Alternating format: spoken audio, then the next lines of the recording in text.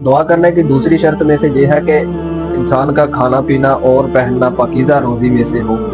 اگر حرام کی کمائی ہوئی تو دعا قبول نہیں ہوگی۔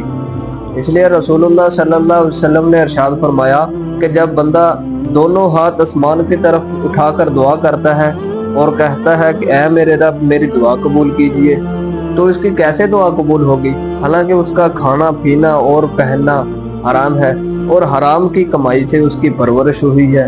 تو اس لیے اللہ تعالیٰ نے نبیوں کو بھی کسب حلال کا حکم دیا ہے اور فرمایا یا ایھا الذین آمنوا کلوا من الطیبات واعملوا صالحا انی بما تعملون علیم۔ اے رسولو حلال روزی سے کھاؤ اور نیک عمل کرو، اور اپنے امتیوں کو بھی یہی حکم دو، اور فرمایا یا ایھا الذین آمنوا کلوا من الطیبات ما رزقناکم۔ اے مومنو ہماری دی ہوئی پاکیزہ روزی